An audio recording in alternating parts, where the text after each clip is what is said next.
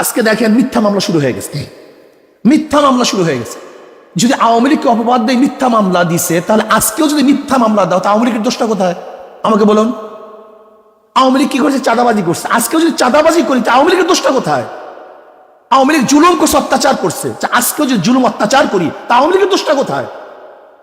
আমি চাই না কোন আওয়ামী লীগ করার কারণে কাউকে জ্বালিয়ে দেওয়া হোক, কারোর অফিসকে ভেঙ্গে চুরে তছনছ করা হোক, আওয়ামী লীগ করার কারণে তার মিল ইন্ডাস্ট্রিজকে জ্বালিয়ে দেওয়া হোক। এইটা আমি চাই না।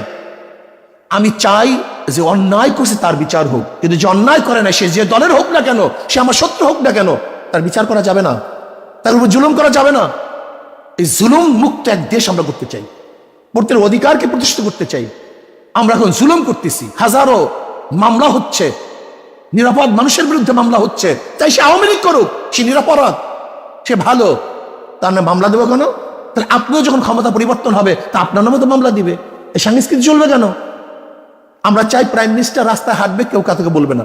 বিশ্বাস করেন, যখন সেফটি আইন করছে শেখ পরিবারের জন্য, তখন আমি বলছি এদেশের জনগণ অসেফটি, তারা নিরাপদ না। যদি তারা নির্বোধ হতো, তাহলে শেখ পরিবারের জন্য সেফটি আইন করার প্রয়োজন হইতো না। যেহেতু তারা জুলুম করবে, অত্যাচার করবে, এর জন্য শেখ পরিবারের জন্য সেফটি আইন করা হয়েছে। এই সেফটি আইনটি এনে আর দেখতে চাই না।